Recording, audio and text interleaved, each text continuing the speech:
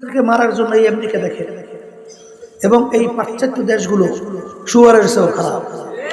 ওরা যে ফিলিস্তিনের মুসলমানদের উপরে, আমার মা বোনদের উপরে, বাচ্চাদের যেভাবে এই জুলুম নির্যাতন করিয়া হত্যাযজ্ঞ চালায়, এত তো কোনো দরকার নাই। মুসলমানদেরকে ধ্বংস করার জন্য, শেষ করার জন্য তোরা সবাই একত্রিত হ। পারলে কোরআন কারিমে একটা ভুল বের করে দেখা। কি জোরে বলেন কথা ঠিক কিনে? কিন্তু কোরআন কারিমে ভুল বের করতে পারবে কোনোদিন? বরঞ্চ যারাই কোরআন কারিম নিয়ে রিসার্চ চেষ্টা করে তারাই কিন্তু কালিমা পড়ে মুসলমান হয়ে যায়। কারণ কোরআন কারিমের ভিতরে এই বর্তমান আধুনিক যুগের আবিষ্কার তাও মিলেই দেখে কোরআন কারিম যা বলছে সব ঠিক, এবং যা যা যেখানে যেভাবে বলছে সব ঠিক। কিছুদিন আগেও আমেরিকার এক মহিলা, খুব বড় উচ্চ শিক্ষিত, সূরা নামল নিয়ে যখন নাকি রিসার্চ করে, সে দেখেন যে কোরআন কারিমে যা যা বলছে হুবাহু 100 ভাগ সব মিলে গেছে। এবার তিনি কালিমা পড়ে মুসলমান হয়ে গেছে। বারবার বলা হয়, কয়েক বছর পূর্বে ওই যে আমেরিকার আপনার খ্রিস্টানদের ধর্মযাজক বাইবেল শাস্ত্রের উপরে পাণ্ডিত্য অর্জন করছে, তিনিও যখন রিসার্চ করছে কিছুদিন আগে কালিমা পড়ে মুসলমান হয়ে গেছে। আমাদের পাশের রাষ্ট্র ভারত, শিবশক্তি মহারাজ, তিনি অনেক ভাষার উপরে ডক্টরেট ডিগ্রি, 12 ভাষার উপরে পাণ্ডিত্য অর্জন করছেন। তিনি সব ভাষা সম্পর্কে তার অভিজ্ঞতা আছে। তিনিও রিসার্চ করার পরে কালিমা পড়ে মুসলমান হয়ে গেছে। এইভাবে যারাই কোরআন কারিম নিয়ে রিসার্চ করে তারাই কিন্তু কালিমা পড়ে কি হয়? মুসলমান। কিন্তু এক শ্রেণী মুসলমান আমার ভাইরা, পর্দা আলে মা বোনেরা, তাদের কোন শয়তানে ধরছে আল্লাহ ভালো জানে। কথা বুঝছে? এরা কোরআন কারিম নিয়ে, মুসলমান নিয়ে, ইসলাম নিয়ে এরা টিটকারি মারে। বাংলাদেশে বিদেশ দেখছে, আফসোস যে আমি অনেক সময় বলি যে অনেকে কিন্তু ইসলামের মূল্যবোধ বলে, কিন্তু এরা আবার বলে যে আমরা শরিয়া আইন মানি না, বলে না? আবার মৌলবাদীরা ক্ষমতায় আসে না, কোনদিন আসার সম্ভাবনাও নাই। কথা ঠিক না ভাই? ঠিক। মৌলবাদী কাকে বলে? যারা মূলের উপরে চলে, এদের কিন্তু বলে মৌলবাদী। ওই হিন্দু মৌলবাদ কয় না ভারতে? কথা কয় না, কারণ ওরা হিন্দুর নিয়ম অনুযায়ী মূলের উপরে চলে, এই জন্য হিন্দু মৌলবাদ। আর আমরা যারা মুসলমান, আমরা চলি এই যারা মূলের উপরে, আমরা মৌলবাদ। কথা ঠিক কিনা? মৌলবাদ কি মূলের উপরে চলে, কথা ঠিক না? আমি আমার ভাইদেরকে বলবো, পর্দালে মা বোনরা যারা শুনতেছেন, শোনেন, এই কথার মাধ্যমে সংক্ষেপে আমি কি বোঝাতে চাই? কোরআন কারীম সত্য। আস্তে আস্তে কোরআন কারীম সত্য।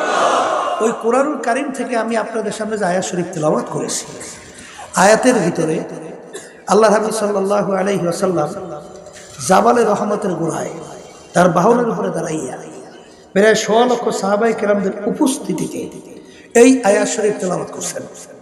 আল ইয়াউমা আকমালতু লাকুম দীনাকুম ওয়া আতমামতু আলাইকুম নি'মাতি ওয়া রাদিতু লাকুমুল ইসলামা দীনা। আল্লাহ হাবিব সাল্লাল্লাহু আলাইহি ওয়াসাল্লাম বলেন, আজকে এই দ্বীন বা ইসলাম পরিপূর্ণ হয়ে গেল। সবাই বলেন আলহামদুলিল্লাহ।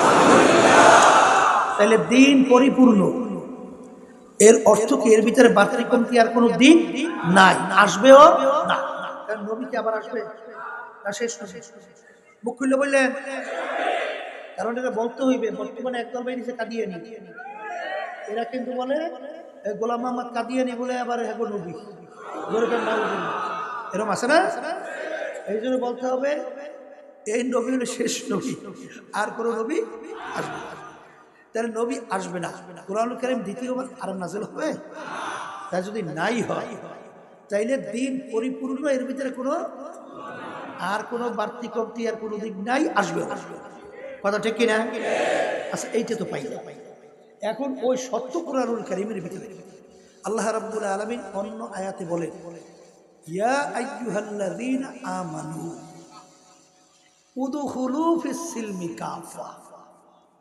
হে ঈমানদারেরা, যারা আমার উপরে ঈমান আনছো, যারা আমাকে বিশ্বাস করো, আখিরাতকে বিশ্বাস করো, বেহেশত জাহান্নামকে বিশ্বাস করো, যারা ফেরেশতা সহ এই যে ঈমান আনার যে কতগুলো ব্যাপার আছে, আসমানি কিতাবকে বিশ্বাস করো, এখন তোমরা দিনের ভিতরে পুরি ভাবে ঢুইকা যাও।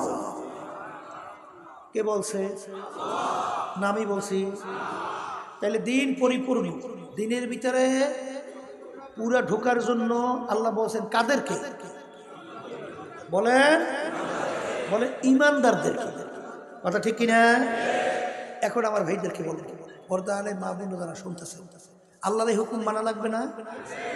এই আয়াতের শানে নজুল সবসময় মনে রাখে, সবসময় এই আয়াতের শানে নজুল দেখবেন। আব্দুল্লাহ ইবনে সালাম রাদিয়াল্লাহু তাআলা তার শানে এই আয়াত নাযিল হয়েছিল। আব্দুল্লাহ ইবনে সালাম রাদিয়াল্লাহু তাআলা প্রথম বয়সে ইহুদি ধর্মের লোক ছিল, পরবর্তীতে মুসলমান। ইহুদি ধর্মের মধ্যে ধর্মীয় উটের গোশত খাওয়া ছিল হারাম, যেমন আমাদের মুসলমান ধর্মের ভিতরে কুত্তার গোশত খাওয়া হারাম। আচ্ছা বলেন তো, খুব উন্নত মানের বাবুর্চি দিয়া, উন্নত মানের মশলা দিয়া কেউ যদি কুত্তার গোশত পাক করে নিয়ে আসে, এখানে কারা আছেন বৈশা যে কুত্তার গোশত খাইতে পারবেন? পারবেন? খাওয়া তো দূরের কথা, ও সামনে আমলেই বমি। কারণ কি? ওর প্রতি আমাদের একটা ঘৃণা, কারণ ধর্মীয় হারাম, ঘৃণাও জমছে। তা ঠিক আব্দুল্লাহ ইবনে সালাম রাদিয়াল্লাহু তাআলা তিনি ইহুদি ধর্মের লোক, উটের গোশত খাওয়া কি ধর্মীয় হারাম। মুসলমান ধর্মের মধ্যে কি? তিনি যখন মুসলমান হয়ে গেল, এখন উটের গোশত তো হালাল, কিন্তু ঘৃণা তো যায় নাই। কথা বলে না।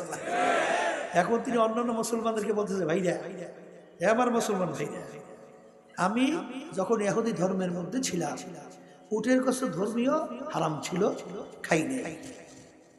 এখন মুসলমান ধর্মের মধ্যে উটের গোশত খাওয়া হালাল, আমি ওটাকে হালাল জানি। বলেন, ওটাকে আমি হালাল জানি, কিন্তু যেহেতু কোনোদিন খাই নাই, এই জন্য আমার খাইতে একটু ঘৃণা লাগে। তোমরা খাও।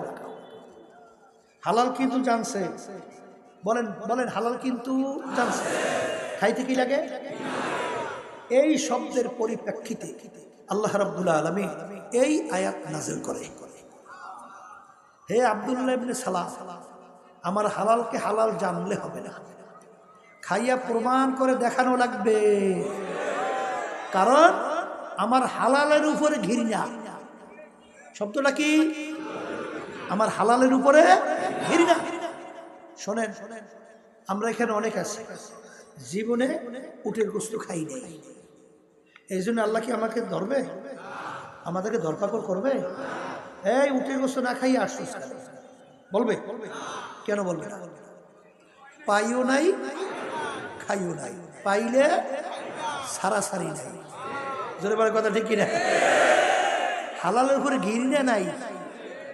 আব্দুল্লাহ ইবনে সালাম রাদিয়াল্লাহু তাআলা হালাল জানছে, কিন্তু একটু ঘৃণা। এই শব্দের পরিপ্রেক্ষিতে আল্লাহ রাব্বুল আলামিন এই আয়াত নাযিল করে, আমার হালালকে হালাল জানলে হবে না, খাইয়ে প্রমাণ করে দেখানো লাগবে, নাহলে এই মুসলমানিতে আমার দরবারে কোনো কাজ হবে না। এখন আমার ভাইদেরকে বলবো, পর্দার আড়ালে মা বোনদেরকে বলবো, এতটুকু ব্যাপার যদি আল্লাহ রাব্বুল আলামিন এই আয়াত নাযিল করে, তাইলে আমার বাজানদেরকে বলবো দিন পরিপূর্ণ। দিন কি? আর পুরা দিনের ভিতরে আল্লাহ ঢোকার জন্য বলছে। আমার আব্বাজান রাহমাতুল্লাহি আলাইহি চরমনায় জমিনে ঘুমায় আছে, আল্লাহ তার দরজা বেহেশত বন্ধ করে দেয়, আল্লাহুম্মা, এবং তার রুহানি ফয়জ ও বারাকাত আমাদেরকে আল্লাহ নসিব করে। আব্বাজান রাহমাতুল্লাহি আলাইহি তিনি বলতেন যে, আল্লাহর বান্দারা, আমার কবরে আমি যাব, তোমার কবরে তোমরা যাবা। আল্লাহ বলছেন দিনের ভিতরে পুরা ঢোকো, নাহলে মুসলমানিতে কোনো কাজ হবে না। মাইকটা মোরামারি করতে মানা করতে আগেই তো ভালো ছিল, ওইটার সরাই দিতে হয় না। একটু আগে কত সুন্দর আছিল, আবার ঘুরে শুরু করছে।